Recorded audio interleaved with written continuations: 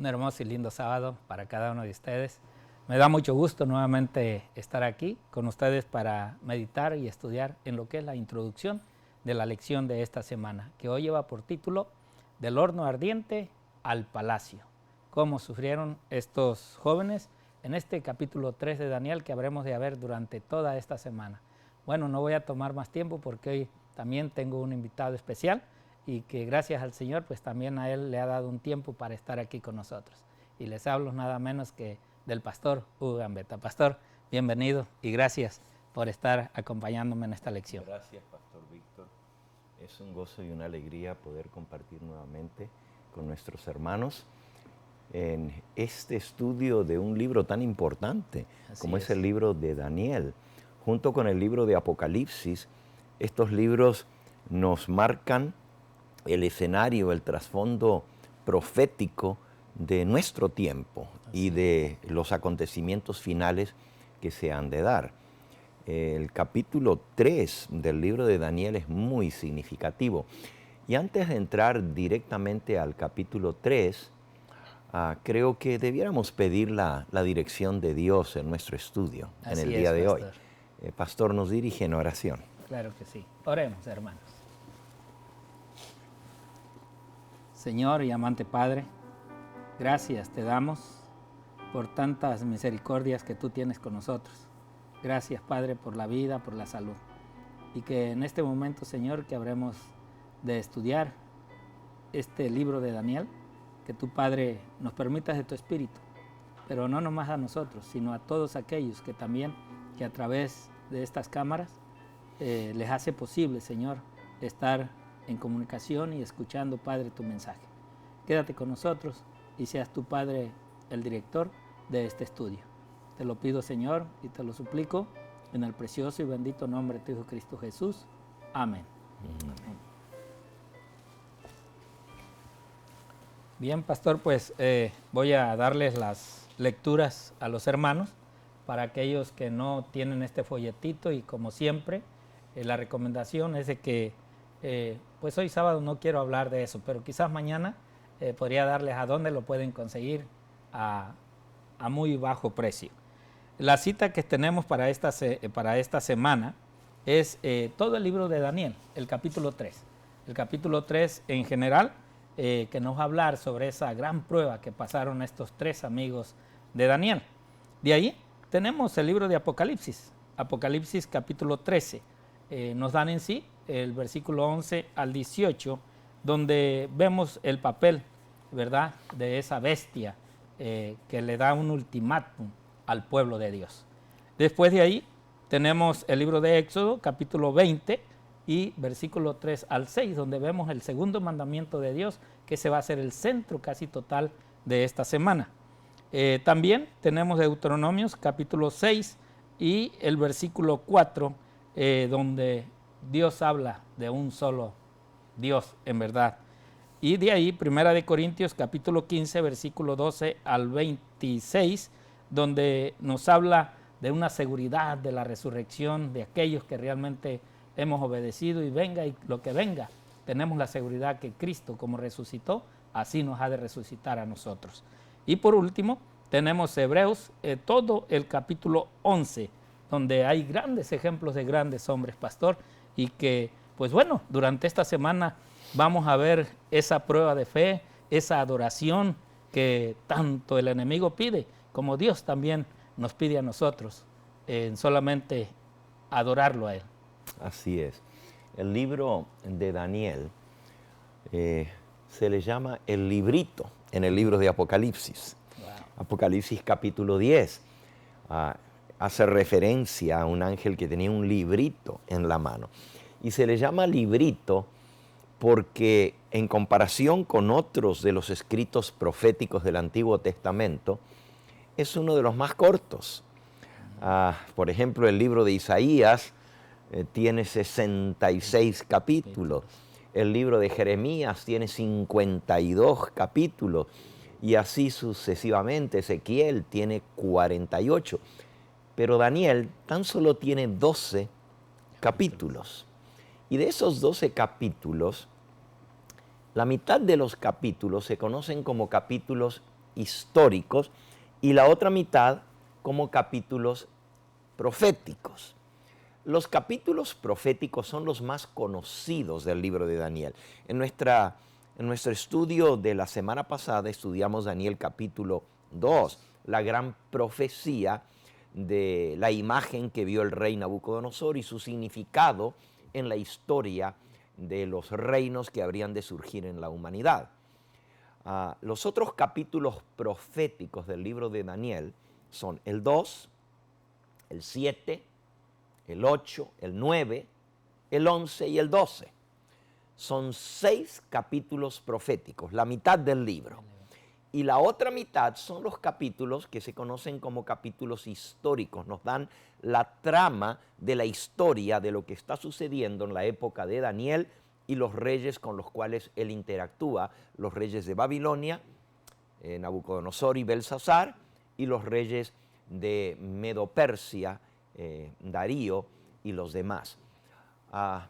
Los 6 capítulos históricos son muy interesantes porque no solamente cuentan la historia de lo que aconteció entonces, sino que también se perfila, se deja de ver en esos capítulos una proyección hacia el tiempo del fin.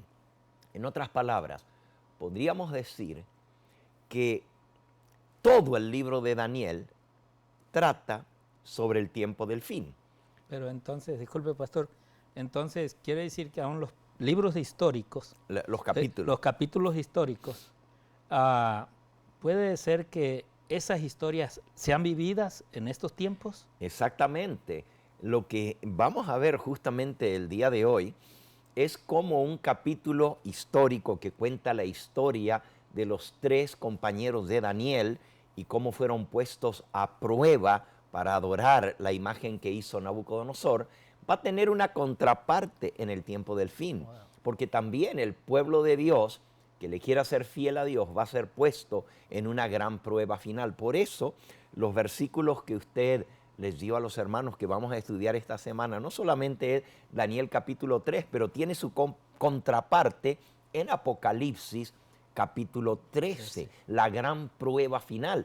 Y Apocalipsis capítulo 13 habla justamente de una imagen y que todos van a ser obligados a adorar a la imagen. Y el que no la adore, pues va a ser dado un decreto de muerte contra ellos. Esta es una repetición de la historia que vivió el pueblo de Dios fiel en Babilonia hace 2500 años atrás. Así que Daniel capítulo 3 no solamente es una historia bonita para contarle a los niños en la escuela sabática de cómo fueron echados al horno de fuego y no hay niño que no quede absorto con esta historia, sobre todo al ver cómo Dios los protegió en medio del fuego. Pero esta historia es más que una historia bonita de un milagro grande que Dios realizó a favor de sus siervos en la época del Imperio Babilónico.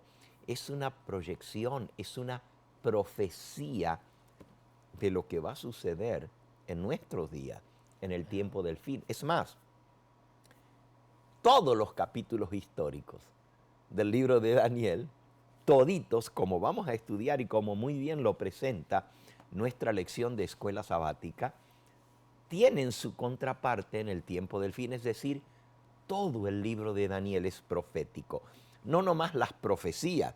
Las profecías, pues ya vimos Daniel 2 la semana pasada. Vamos a estudiar Daniel 7, las 4 bestias, el surgimiento del cuerno pequeño y el juicio, que es algo que está sucediendo ahora, ¿verdad? Daniel capítulo 8, el tremendo mensaje de la profecía de los 2300 años y la purificación del santuario, que es algo que está sucediendo ahora.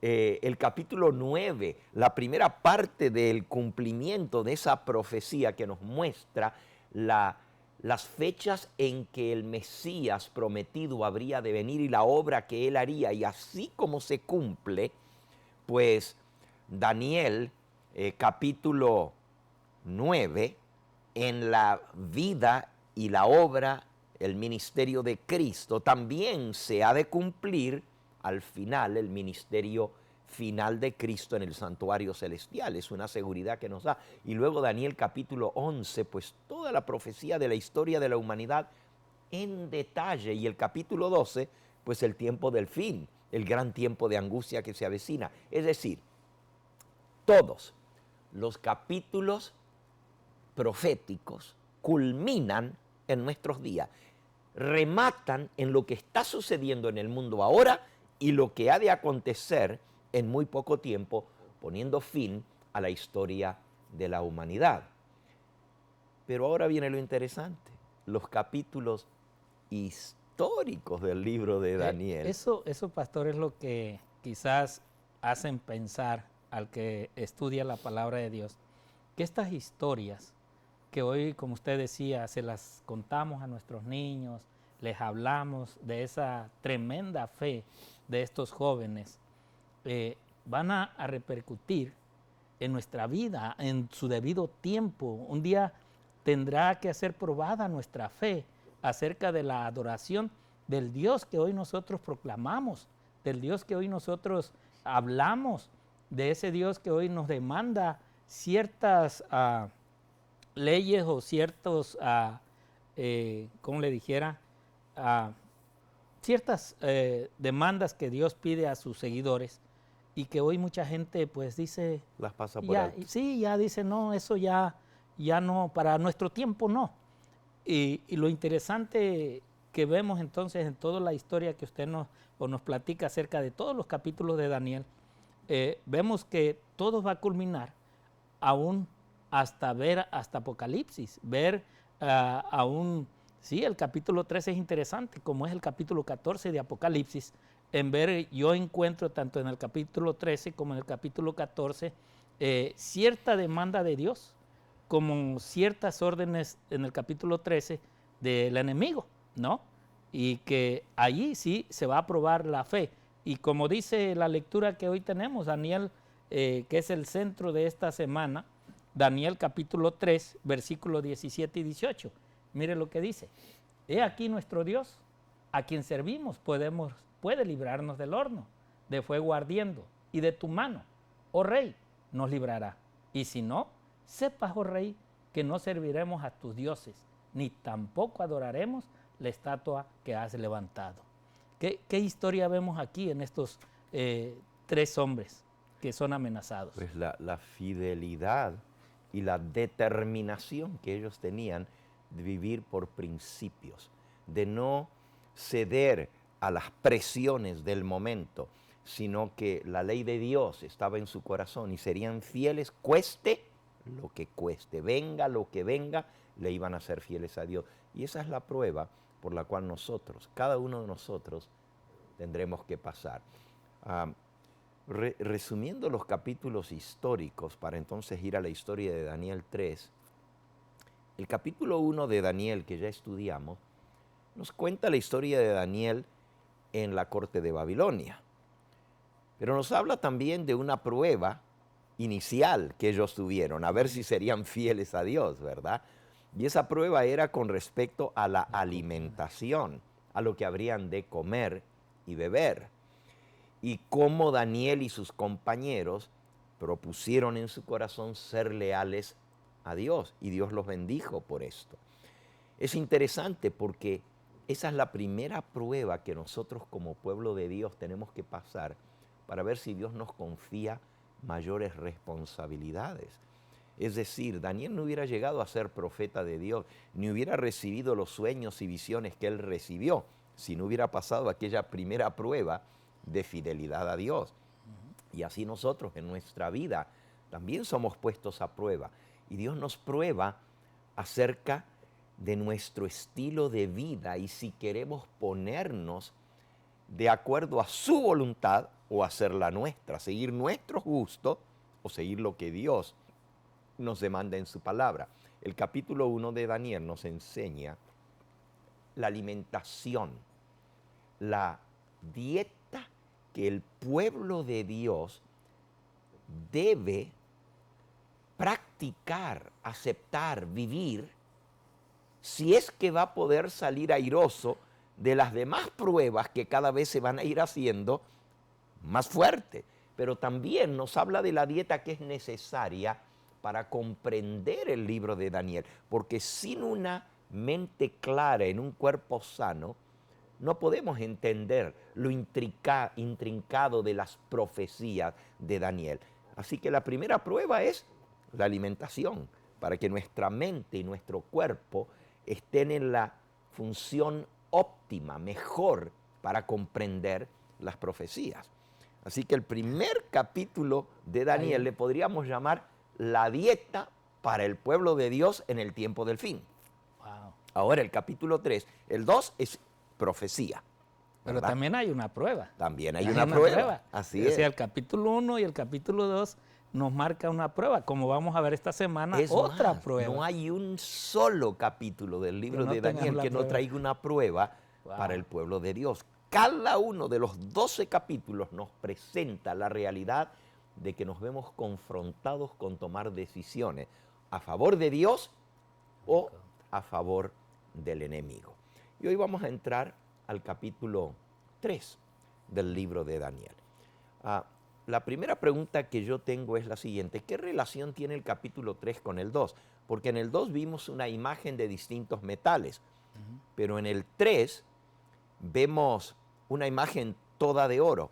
¿Qué relación ve usted, pastor, entre el capítulo 2, la imagen de distintos metales, y la del 3? Es interesante, pastor, porque yo para mí veo el orgullo de Nabucodonosor.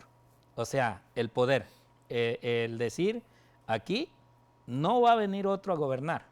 O sea, aquí yo voy a gobernar para siempre. Tal parece que eso hay un reflejado poder. ¿En qué? En la estatua. En la estatua, que la cabeza era de oro, ¿verdad? Claro. Y ahora él la manda a hacer todita de oro, como decir, Dios le ha revelado a Nabucodonosor el futuro de la humanidad.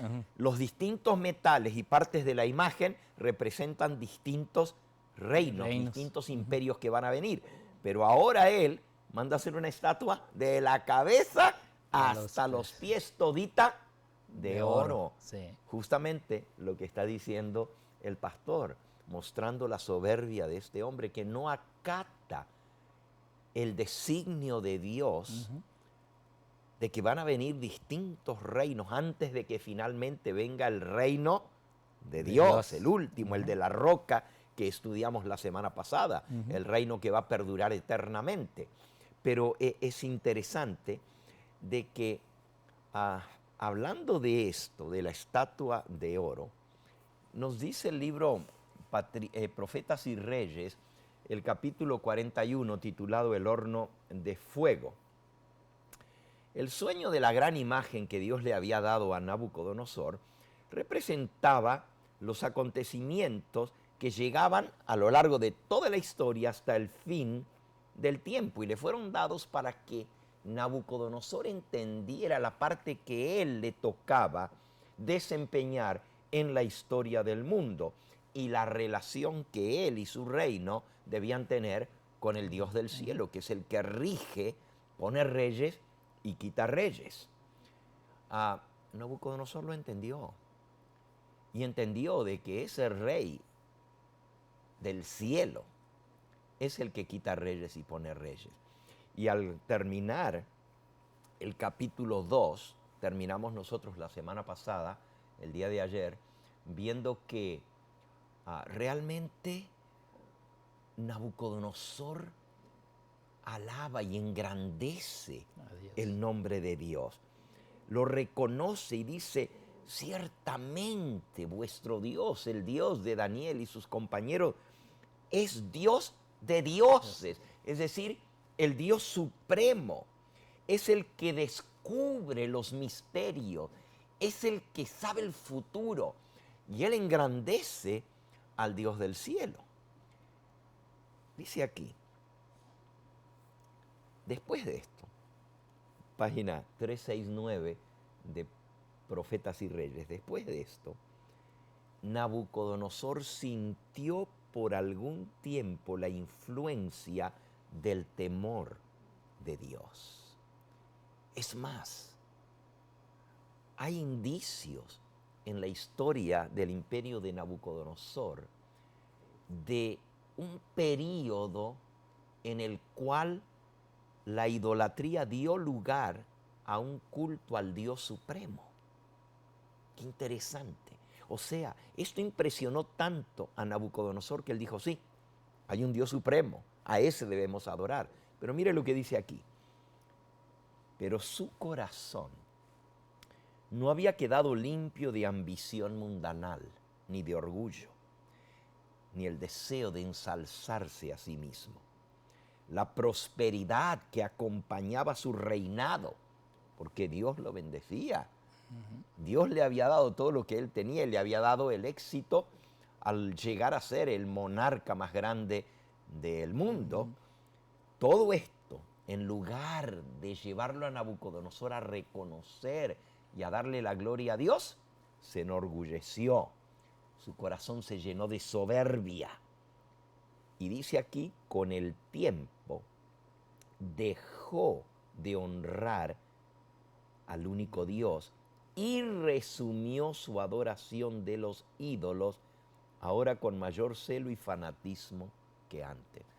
¿Cómo una persona que es iluminada por el conocimiento de Dios puede caer cuando el corazón no está transformado? Qué impresionante. Y cómo Dios trabajó en la vida de este hombre, porque en la lección de la semana que viene vamos a ver la prueba de Nabucodonosor propiamente dicha, ¿no es cierto? Así Y es. cómo Dios tuvo que humillarlo para que él finalmente reconociera, porque lo que Dios busca no es solamente humillar al hombre, sino con un propósito, es que le reconozcamos a él. Hay algo Y para que Nabucodonosor pudiera ser salvo al fin y al Claro. cabo. Hay algo interesante, pastor, viendo las historias. Siempre que hay una prosperidad, siempre que ha habido una prosperidad en el pueblo de Dios o en las naciones del Señor, hay ciertos momentos o tendencias de que como que esta prosperidad hace olvidar de a dónde es que esa prosperidad viene. Y es preocupante porque si vemos en Nabucodonosor, aunque estos siervos de Dios le habían mostrado a él el sueño que él había tenido, la interpretación de ese sueño, y él mismo reconoce a ese Dios de ellos, después de su desarrollo y ver la prosperidad que su nación está teniendo, él llega nuevamente a decir, no, aquí yo soy el rey, aquí yo soy el gobernante y ninguna otra nación me va a conquistar. Entonces, la verdad es de que yo me pregunto, ¿será que en todos esos tiempos históricos que vemos desde Génesis hasta Apocalipsis, en estos antiguos testamentos, siempre la prosperidad de Israel, del pueblo, era para ofender a Dios, era para desobedecer a Dios, era para vivir en los deleites, pero no vivir de acuerdo a las ordenanzas del Señor? ¿Será posible que en este tiempo pueda llegar un momento de prosperidad y el pueblo de Dios se enfoque en la prosperidad en vez de enfocarse realmente a los principios de Dios?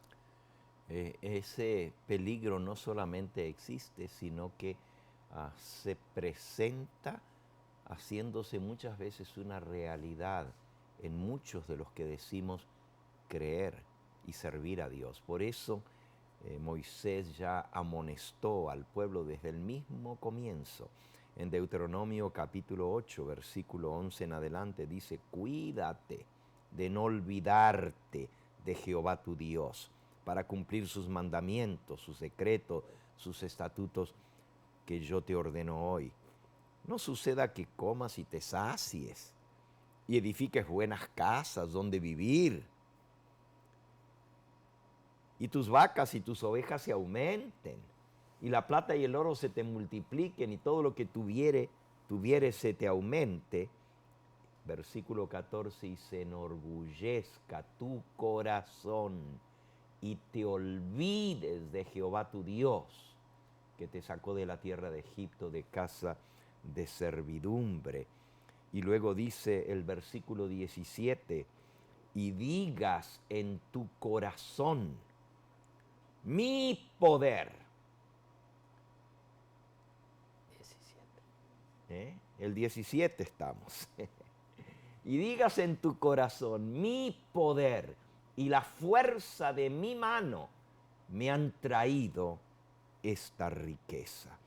¿Sí? Ese es el peligro. Y dice el versículo 19, mas si llegares a olvidarte de Jehová tu Dios y anduvieres en pos de dioses ajenos y les sirvieres y a ellos te inclinares, yo lo afirmo hoy contra vosotros, que de cierto pereceréis. O sea, muy clara es la palabra de Dios y eso fue lo que le pasó a Nabucodonosor. Después de haber reconocido al Dios del cielo que le dio ese sueño extraordinario que le mostraba el destino de la humanidad a lo largo de toda la historia hasta el establecimiento final del reino de Dios que perduraría para siempre. Se olvidó de Dios, se enorgulleció y fue terrible porque ahora lo vemos haciendo una estatua toda de oro y dando un decreto de que todo el mundo adore a la imagen. ¿A quién representa esa imagen? Wow. Bueno, A él mismo. en ese tiempo, a él mismo, a Nabucodonosor, pero la verdad es que viene otra imagen, pastor. Ahí es donde vamos. En Apocalipsis capítulo 13 se nos habla para este tiempo del fin que nuevamente se va a dar un decreto de que todos los habitantes de la tierra adoren la imagen. De la bestia. Vayamos a Apocalipsis 13. Dice el versículo 14, y engaña a los moradores de la tierra con las señales que se le ha permitido hacer en presencia de la bestia, dando una orden a los moradores de la tierra que le hagan imagen a la bestia que tiene la herida de espada y vivió. Y el 15, y se le permitió infundir aliento a la imagen de la bestia, para que la imagen hablase e hiciese matar a todo el que no la adorase.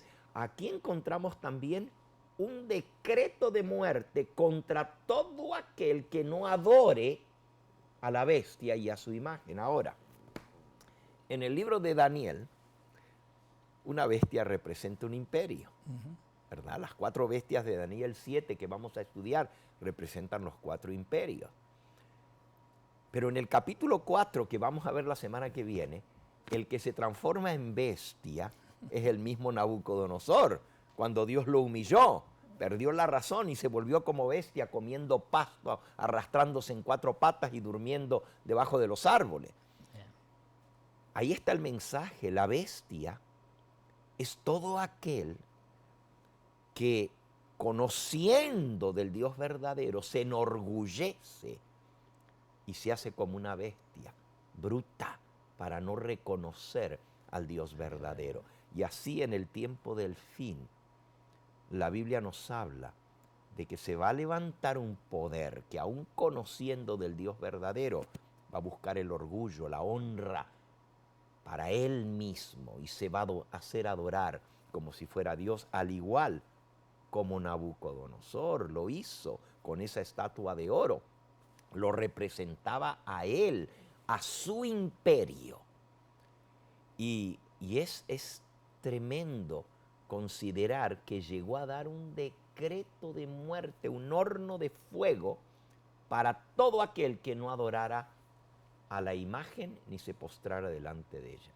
Y en Apocalipsis 13 vemos que otra vez hay una bestia, un poder humano que se hace igual a Dios. Eso es una bestia, y que se hace adorar como si fuera Dios. Es un poder que unifica la parte política como imperio, pero también la parte religiosa, haciéndose él como si fuera igual a Dios y mandando a que todos le adoren y le hagan imagen. La imagen es el símbolo de la adoración. Y de igual manera, en este tiempo del fin, hay un símbolo de adoración que Dios dejó. Así es. Y Él lo dejó desde el comienzo del mundo. El día de adoración. Pero en este tiempo del fin, esa señal de adoración va a ser utilizada, cambiada por el hombre como hizo Nabucodonosor con lo que Dios le reveló, y poner otro símbolo de adoración que le dé la preeminencia y que el poder recaiga sobre aquel que se atrevió a cambiar la adoración que Dios estableció para poner un símbolo de adoración falso. Por eso es interesante, mis hermanos, que esta semana no te pierdas este hermoso estudio con nosotros, ya que estaremos hablando acerca de la adoración. Y es importante porque, ¿qué Dios? Tú dices, adoro a mi Dios de la Biblia, o estoy adorando al Dios pagano, así como Nabucodonosor, reconociendo a través de estos muchachos ese Dios que le había enseñado el sueño, que se lo había interpretado, pero que ahora, en el capítulo 3, hay una amenaza para ese mismo grupo o pueblo de Dios que estaba ahí, puesto para dar a conocer al Dios verdadero. Dios te bendiga en este feliz sábado y te esperamos para mañana, para que estudiemos acerca de la imagen de oro. Muchas bendiciones.